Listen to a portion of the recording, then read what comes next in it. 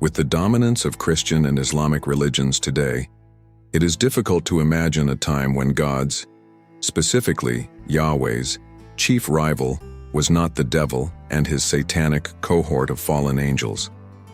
But if we look back through centuries and millennia, we come to an era when Yahweh's greatest theological adversary was not an infernal being, but rather a figure who symbolized the power of nature itself, Baal.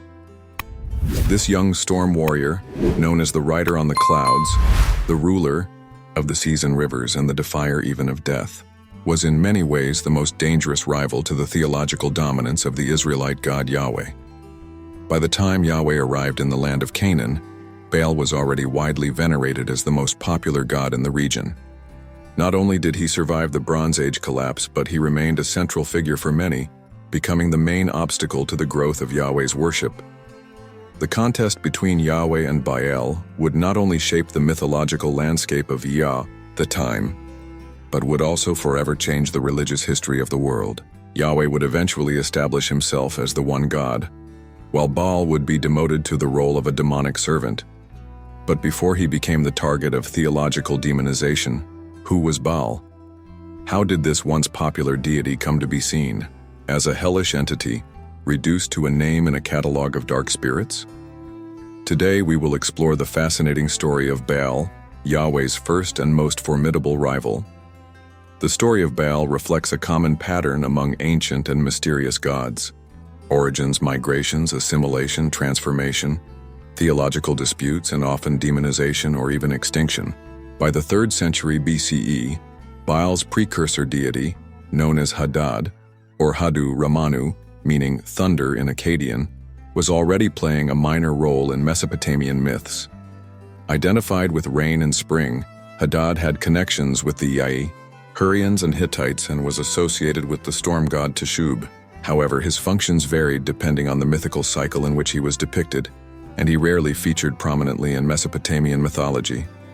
This was not surprising, since Mesopotamia, with its Tigris and Euphrates rivers, depended less on storms and more on the controlled flow of these rivers for agricultural survival. When these rivers overflowed chaotically, they inspired a cultural pessimism evident in local myths, in contrast to the optimism of Egyptian culture, which enjoyed the predictable floods of the Nile. Hadad, however, found his ideal theological environment when he migrated to Canaan around the 3rd millennium BCE. In that region, which stretched from present-day Syria in the north to Israel and Palestine in the south, agriculture depended on winter rains from the Mediterranean. These rains often manifested themselves as violent storms, both frightening and essential to the survival of the agricultural population. In this scenario, Hadad, a relatively minor deity in Mesopotamia, became central. Between 1800 and 1500 BCE, the myths surrounding Hadad began to change. He evolved into Baal Hadad, the Lord of Storms, or simply Baal, whose honorific name, Lord, also implied political and military power and dominion over the earth. Terms such as Baal were widely used, being analogous to other titles such as Adon, Lord in Hebrew, and reflecting control and sovereignty. Even the use of the word Baalat, mistress, appears in biblical references, as in the witch of Endor, who became mistress of her arts. Baal's dominion was not limited to the earth or the weather. He was seen as lord of cosmic forces, nature, and even death. Long before Yahweh contested with him, Baal had already conquered the theological landscape of Canaan, immortalized in narratives known as the Baal cycle. Interestingly, for centuries, Baal was known only through the writings of his theological rivals, the Israelites. It was only in 1928, with the discovery of the ancient city of Ugarit, that new light was shed on his story. The palace archives of Ugarit, although fragmentary, have preserved Bronze Age religious texts that allow us to understand the cult of Baal directly from the perspective of those who worshipped him. The Baal cycle was recorded on 6 tablets, copied by the scribe Ilimilku under the supervision of the priest Atanu and King Nikmadu, and dates back to the 14th or 13th century BCE. The language used in these texts is archaic, reflecting a period long before the time in which they were copied. Unfortunately, The early sections of the epic have been lost, but the text begins with Yam, the divine personification of the sea, threatening the aging divine king El and demanding that Baal be handed over as tribute. This theme of confrontation with the sea is recurrent in ancient Near Eastern mythology, where the sea often symbolized the forces of chaos. The narrative is, there is the famous Babylonian myth of the Enuma Elish, in which the warrior god Marduk defeats Tiamat, the personification of aquatic chaos, and creates the world from her corpse. In the Baal cycle, we find an adaptation of this struggle, shaped by the geographical and cultural realities of Canaan. These were powerful beings who represented chaos and the forces of disorder, whom El, the king of the gods, seemed willing to appease in order to maintain order. Interestingly, El's consort Asherah, who would later be associated with Yahweh in later traditions, saw Baal as a dangerous upstart, someone who could threaten the power of her own divine children. She was no doubt pleased to see Baal offered as tribute to the sea god Yam. But Baal, far from accepting his fate, directly defied the other gods and declared war on Yam and his allies.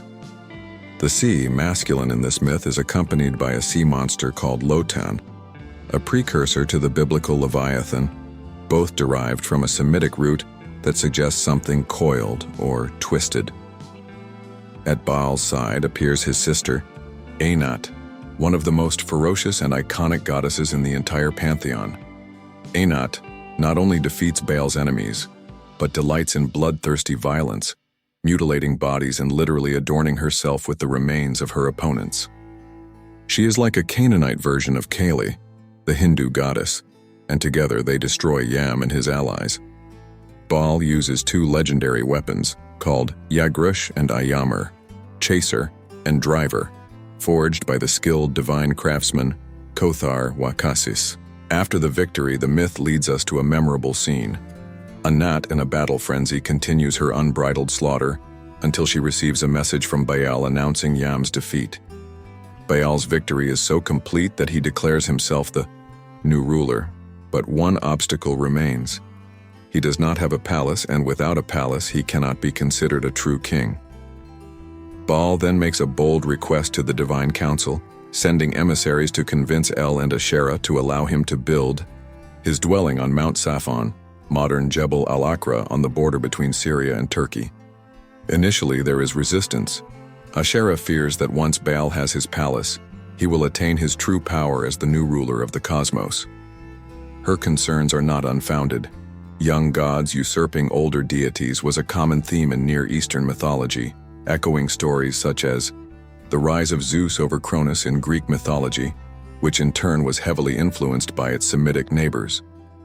The council reluctantly grants permission, and Kothar Wakasis springs into action again, designing a splendid palace made of gold, silver, and lapis lazuli, a stone so precious that it had to be imported from as far away as Afghanistan. Cedars from Lebanon are also used, foreshadowing architectural parallels with Solomon's temple, which centuries later was likely modeled on temples dedicated to Baal. But there is one thorn in the design: a window. Kothar suggests adding a window to the palace, but Baal initially rejects the idea. This reluctance reflects an ancient belief that windows symbolize vulnerability, an entry point to death. Perhaps Baal knows that pride often precedes a fall, even for a storm god. After several military campaigns and displays of power, Baal finally agrees to include the window as a gesture of his unquestioned authority. However, this decision marks the beginning of a larger conflict. Through the window, Mot, the personification of death, sees his opportunity and demands tribute. Baal refuses, but there is a price to pay. Although the details of this part of the myth are fragmentary, it is known that Baal eventually succumbs to Mot, facing the eternal hunger of death. Before his fall, there is a dark and intriguing passage. Baal unites with the goddess Heifer in an act of symbolic reproduction, producing a son. This event, however enigmatic, reinforces the eternal tension between life, death, and rebirth that are central to Canaanite theology. In the ancient world, gods such as El and Baal were more than just divine figures. They represented forces of nature, chaos, and life itself. El, often depicted as a bull, was a symbol of power and unity, just as rare depictions of Yahweh also show him as a bull. But Baal, the storm god, was something else entirely. When death came knocking at Baal's door, it was not just the end of a god, it was the collapse of the natural world. The crops died, and the gods themselves mourned, even engaging in ritual self-mutilation which was forbidden by the Bible. Baal's sister Anat, however, would have none of it. She faced death with her sword, cutting it down with fierce determination, reviving the land with her violent victory. The cycle of life and death mirrored the seasons, the tension between life-giving rain and death. The land was dry and barren. Baal's resurrection sparked new life and the land flourished once more. But even after this victory, death returned. For 7 long years, Baal lay dead, before rising again, facing death in an eternal cycle of life, drought, and rebirth. The epic saga of Baal speaks to the importance of agriculture in ancient societies. Powerful storms that brought rain were seen as the essence of life. Without them, famine and drought would reign. It is no surprise that Baal was such a revered deity in the region, for his influence directly shaped the world in which people lived. This was a time when the power of the gods was intimately linked to the natural world, and Baal was not the only god to rule over storms and chaos.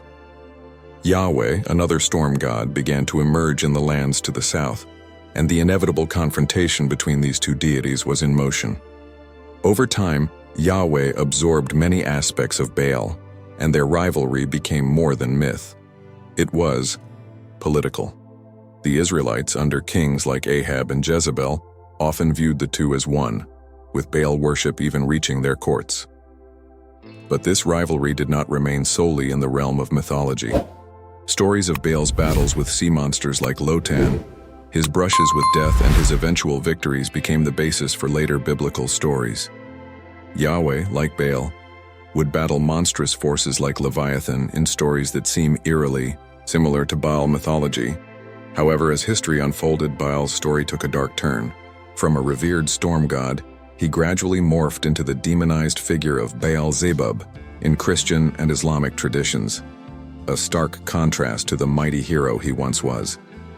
But through the rediscovery of ancient Baal texts, we are reminded that the feared and misunderstood god was deeply revered in his time. His mythological history has much to offer, not only for understanding ancient beliefs, but also for appreciating the rich cultural and religious exchanges that shaped the course of history. If you were captivated by the story of Baal and want to explore more fascinating myths and stories that shaped the ancient world, subscribe to our channel. Don't miss the chance to delve deeper into the narratives that influenced religions and cultures throughout history. Like, share with your friends, and activate the bell so you don't miss any new episodes. Join us on this journey of discovery, where past and present meet in surprising ways. See you in the next video.